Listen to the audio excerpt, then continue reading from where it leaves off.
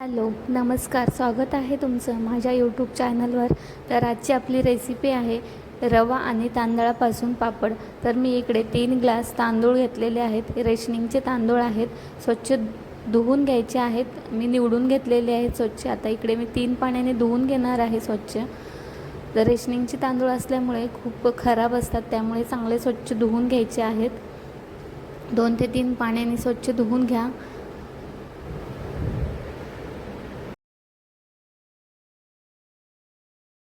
स्वच्छ तांदूळ धुवून झाकून ठेवायचे आहेत. त्यानंतर इकडे मी 3 ग्लास तांदळाला मी इकडे 1.5 ग्लास रवा घेतलेला आहे. रवा जाड घ्या किंवा बारीक घ्या, कुठलाही घेतला तरी चालेल. इकडे माझ्याकडे जाडच रवा होता, त्यामुळे मी जाड रवा घेतलेला आहे.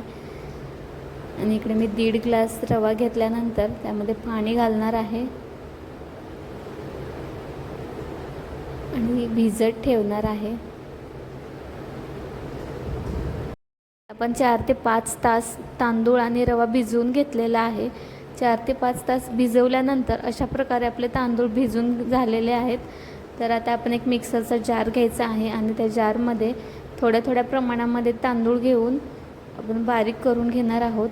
ते बारीक करताना थोडंसं पाणी घातलं तरी चालेल आणि पाणी घालून अशा प्रकारे आपण वाटून घेणार आहोत बारीक. तर असे सर्व तांदूळ आपण बारीक वाटून घेणार आहोत.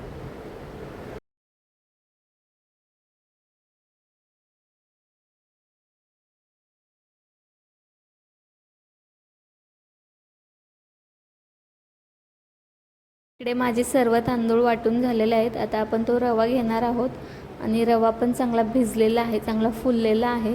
आणि आता आपण तो पण एका जारमध्ये रवा पण बारीक करून घ्यायचा आहे. तर असा आपला रवा फुललेला आहे आणि आता आपण जारमध्ये घेऊयात आणि थोडंसं पाणी घालून ते पण बारीक करून घेऊयात.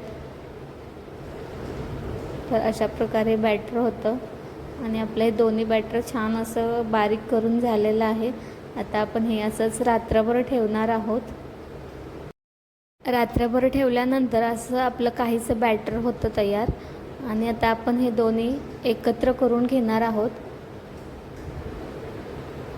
हे तांदळाचं तर पूर्ण घट्ट होऊन बसलेलं आहे, तर हे पण चांगलं आपण हलवून एकजीव करून घेणार आहोत.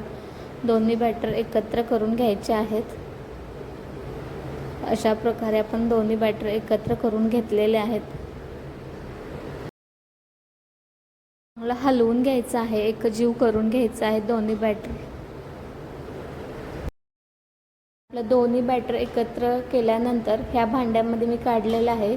तर मी ज्या भांड्यामध्ये काढलं होतं त्याच भांड्याने 3 भांडे मी पाणी घालणार आहे. तर इकडे मी पातेलं ठेवलं आहे आणि थोडंसं तेल घालायचं आहे, जेणेकरून खाली आपला चिकटणार नाही. जे तीळ घेतलेले आहेत आणि हव्या त्या प्रमाणामध्ये मीठ आणि 1 चमचा जिरे घेतलेले आहेत आणि ते पण टाकून दिलेले आहेत. आता इकडे आपल्या पाण्याला उकळी फुटलेली आहे आणि आपण आता ते बॅटर घालून चांगलं हटून घेणार आहोत. तर एकसारखं हटून घ्यायचं आहे. अशाच प्रकारे मी जसं दाखवलं आहे व्हिडिओमध्ये त्या प्रमाणामध्ये आपण छान असं हटून घेणार आहोत. एकसारखं हलवत राहायचं आहे, जेणेकरून गुठळ्या होऊ नयेत.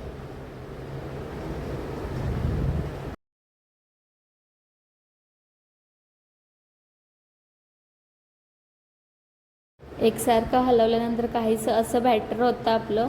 आणि आता आपण झाकण ठेवायचं आणि चांगलं अर्धा तासभर शिजवून घ्यायचं आहे आणि मध्ये मध्ये आपण हलवत राहायचं आहे झाकण काढून.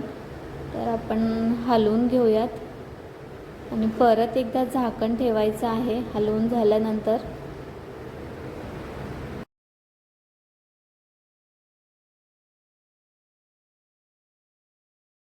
इकडे आपला चीक शिजत आलेला आहे आणि आता आपण चांगलं बुडातून हलवून घ्यायचं आहे आणि अशा प्रकारे आपण ठेवायचं आहे. जास्त पातळही नाही आणि जास्त घट्टही नाही, जेणेकरून आपल्याला पळीने चांगल्या गोल गोल पापड्या बनवता येतील.